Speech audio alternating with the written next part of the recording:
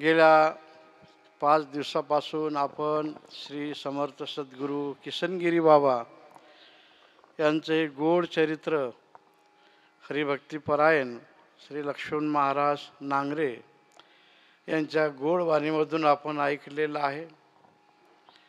बाबांनी या परिसरावर खूप खूप उपकार केलेले आहेत. काल परवा म्हणले महाराज की आमची राक्षसी वृत्ती होती आणि राक्षसी कामही होते. हे अंदमान बेट असल्यासारखं चारी बाजूने सगळं आपलं मोकळं सोडलं होतं सर्व संतांनी. परंतु बाबा अवतीर्ण झाले आणि आपला हा गोदा गंगा प्रवरा काठ त्यांनी पवित्र केला आणि पुन्हा येत्या सर्व पिढीला पवित्र होण्याकरता भगवान दत्तात्रयाची या ठिकाणी स्थापना केली. अशा या पवित्र जागेवर आज थोर थोर संत येऊन गेलेले आहेत बाबांच्या करता. बाबांचं चरित्र अतिशय गोड आहे. आमच्या नाशिकेत महाराजांनी जो ग्रंथ केला आम्ही परवा सांगितलं, एखादे शास्त्री पंडितांनी लिहिलं असता पण प्रक्रिया जास्ती आल्या असत्या त्याच्यात. पण नाशिकेत महाराजांनी अतिशय बाबांचे जे शब्द आहेत तसेच लिहिले. पण पद्यरूपाने म्हणण्याकरता जी उणी होती ती आमच्या शेळके गुरुजींनी भरून काढली. ते आत्ताच आले. त्यांनी जी बाबांची अभंगावली लिहिलेली आहे या ग्रंथांचा आधार घेऊनच ते अभंगावली त्यांनी लिहिलेल्या या बाबांच्या चरित्र किसनगिरी विजय आणि अभंगावलीचा आधार घेऊन काही संतांचे प्रमाण त्यामध्ये टाकून लक्ष्मण महाराजांनी अतिशय गोड चरित्र आपल्याला सांगितलेलं आहे. आता विषय होऊन गेला रामकथेचा. बाबा ज्यावेळेस दवाखान्यात होते पाठक साहेबांच्या, शेवटी देवगडला जायची इच्छा त्यांनी व्यक्त केली. डॉक्टरांनी सांगितलं की आता आपल्याला काही फार करता येणार नाही. पण आम्ही काही फार विचार न करताना बाबांची आज्ञा मानून आपल्या सर्व भक्तगणासह आम्ही इथं आलो. एक दिवस बाबा राहिले आणि दुसऱ्या दिवशी रविवारी सकाळी 3 वाजेला आपला सर्वांचा निरोप घेतला. त्याच्या अगोदर जे रामकथेचा प्रसंग आला, आपल्याला माहीत आहे बाबूजी ज्यांना म्हणते सुधीर फडके गीत रामायण खूप गायत. आणि त्यावेळेस एक मला वाटतं 1 वर्ष 2 वर्ष झाले होते रेडिओवर ते सर्व रोज गायला जात होत, स्वतः गायच. आणि आमच्या लक्षात आलं की आपण बाबूजींना सांगू, परिचय नाही काही नाही. आमचे धूत शेठ मुरली शेठ धूत आता नाहीत, ते मुंबईला राहत होते. त्यांना म्हटलं शेठजी आपण एक काम करा, बाबूजींना भेटून आपली अशी बाबांची इच्छा आहे ते सांगा. ते गेले भेटले आणि त्या बाबाजींचं काम इतकं होतं, एवढे मोठे व्यक्ती असून बाहेरच्या देशामध्ये कार्यक्रम होत होते पण त्यांचा परिचय नाही, इकडं काही नाही, जिल्ह्यामध्ये लवकर जात नव्हते. मग त्यांनी बाबांचे थोडंसं ऐकल्यानंतर ते म्हणले माझा संभाजीनगरला, त्यावेळेस औरंगाबाद म्हणायचे, कार्यक्रम आहे म्हटले, महाराजांना सांगा तिथं भेटायचं. मग आम्ही भेटायला गेलो आणि पहिल्याच ज्याच्यात सांगितलं की मी येतो म्हणले. आश्चर्य वाटते, आपले साथीदार घेऊन त्यांचीच गाडी घेऊन इथं आलेत.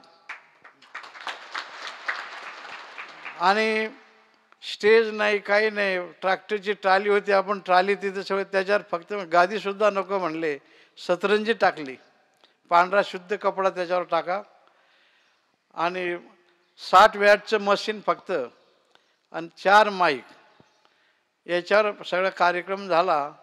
त्यावेळेस एवढे लोक आलते की जसं वाटलं पंतप्रधान इथं आलेत. देवगडपासून मुरम्यापर्यंत माणसाला यायला जागा नव्हती. गोड कथा आणि गोड ते गीतं रामायणाचे बाबा गुरुभवनमध्ये ऐकत होते. त्यांना खूप समाधान झालं आणि नंतर तब्येत बिघडत गेली. शेवटी आपल्या सर्वांचा निरोप घेतलेला आहे. हे जे सगळं केलेलं आहे बाबांनी हे आपल्याकरता केलेलं आहे. आम्ही केलं आता स्वामी करते ना, आपण जे करतो सर्व भक्तगण हे आपल्याकरता असून येणाऱ्या भक्ताकरता आहे आणि धर्म कार्याकरता आहे. देशाची संस्कृती बळकट करण्याकरता आहे, हे आपण नेहमी करता लक्षात ठेवणं अतिशय महत्त्वाचं आहे. बाबांच्या इथं सर्व राहणारे विद्यार्थी, आता लक्ष्मण महाराज असतील, गिरिजानाथ महाराज असतील, ही सगळी याच ठिकाणी तयार झालेले आहेत. समाधान वाटते, आनंद वाटते. आता सर्व साथीदार गायक हे खूप गोड गोड असे चाली म्हणत होते. रात्री आमचे अंकुश महाराज त्यांनी चांगले अंकुर आपल्याला दाखवले. देश निष्ठा आणि धर्मनिष्ठा त्यांच्या बोलण्यातून आपल्याला काल ऐकायला मिळाली. आणि आज मुद्दाम होऊन बाबांचे चरित्र ऐकण्याकरता ते इथं आले. जगद्गुरू तुकाराम महाराजांचा आशीर्वाद, त्याचप्रमाणे महंत उद्धवजी महाराजांचा आशीर्वाद घेऊन तेही तिथलं काम करतात. सर्व संत महंत बाबांच्या या प्रेमाकरता सर्वजवळ चारी शंकराचार्य आखाड्याचे संत. आणि आता एक आश्चर्य वाटतं सर, बाबाजींचं आम्ही सांगितलं, बाबा गेल्यानंतर आपण 40 दिवस कार्यक्रम केला. 40वा संत महंतांना बोलवून त्यांना दान धर्म हे सगळं, काही कीर्तन ठेवले आणि काही भजन आणि अखंड नंदादीप अन्नदान असा कार्यक्रम होता. त्याच्यानंतर मग 9 दिवसाचा आपण करत होतो, अष्टमी ते पाडव्यापर्यंत. नंतर मग 5 दिवसाचा आपण करायला लागलो. पाडवा बाबांच्या जन्मभूमीमध्ये साजरा करायचा. तेव्हापासून आपण गोदेगावला हा कार्यक्रम मोठ्या भक्तिभावाने साजरा करत असतो. पण याला खरं मोठं जे स्वरूप आलं, आपण जंगलात होतो पूर्वी, इथं रस्ते नव्हते, कुठली सुविधा नव्हती, काही पाणी जर लागलं, तांब्याभर पाणी लागलं तर प्रवरेवर खाली जावं लागत होतं, घाटसुद्धा नव्हतं. अशा प्रसंगामध्ये आम्ही आपल्या संप्रदायाचे आध्वर्य वैकुंठवासी परमपूजनीय गुरुवर्य धुंडा महाराज, आमचे भगवान देव बडवे होते, त्यांचं सर्व संतांशी खूप प्रेम होतं. आणि भगवान देवांना सांगितलं की आपल्याला महाराजांच्या पाठाला आम्ही जायचं. पण महाराजांना इथं आपल्याला न्यायचं ते म्हणलं, आता कसं काय त्यांचं. मग आम्ही गेल्यानंतर महाराजांनी पहिल्याच शब्दात सांगितलं, काय हरकत नाही म्हणलं, मी येतो. इथं जंगलात काहीच व्यवस्था नाही. इथं गावामध्ये मुरम्याला सरपंच आपले लक्ष्मण पाटील, त्यांच्या वाड्यात एका बाजूला रामचंद्र महाराज, एका बाजूला धुंडा महाराज चटाईचा संडास केला खड्डा खोदून. कुठली सुविधा नाही, तरी महाराज सतत 10 वर्ष इथं आले. पूर्वी काही TV नव्हते, मोबाईल नव्हते, काही नव्हते. धुंडा महाराजांचं कीर्तन म्हटलं की हा सगळा परिसर दुमदुमून जायचा. महाराजांनी कधी आपल्याला त्रास होऊ दिला नाही. येताना दुसऱ्याची गाडी आणायची, जाताना दुसऱ्याचीच गाडी बोलवायची. इतक्या काही गाणी जेवढी प्रत्येक वेळेस बाबांच्या जवळ जायचे. बाबा त्यांना धुंडे बाबा म्हणायचे. धुंडे बाबा आले मग धुंडा महाराज जवळ बसायचे, हात घ्यायचे, बाबाचे डोक्यावर ठेवायचे. मग बाबा म्हणायचे, बाबा तुम्ही मोठे मोठे संता. नाही म्हणले, आम्हाला आशीर्वाद द्या. एवढं सगळे प्रेमाने बोलायचे. आणि पाहता पाहता सर्व आपल्या भक्तगणांनी सहकार्य केलं. हे जे सगळं झालेलं आहे त्यांच्या तपश्चर्येचं फळ आहे, त्यांच्या प्रेमाचं फळ आहे. आणि त्यांनी सर्वांना वागवून घेतलेलं आहे, दिशा दिलेली आहे. जे भक्त आज नाहीत तेही जिथं असतील तिथून सगळ्या बाबांच्यावर पुष्पवृष्टी करत असतील. आज आपण बाबांच्या चरित्राची इथं सांगता केली. हे चरित्र संतांचं, ज्यांची ज्या संतांवर श्रद्धा आहे त्यांनी त्या ठिकाणी नतमस्तक असलं पाहिजे. जे जगद्गुरू तुकोबारांचं चरित्र आता आपल्या नेवाशाला माऊलीच्या मंदिरात चालू आहे. म्हणजे गाथामूर्ती आपण ज्यांना म्हणतो, रामभाऊजी महाराज तिथं सांगून राहिले.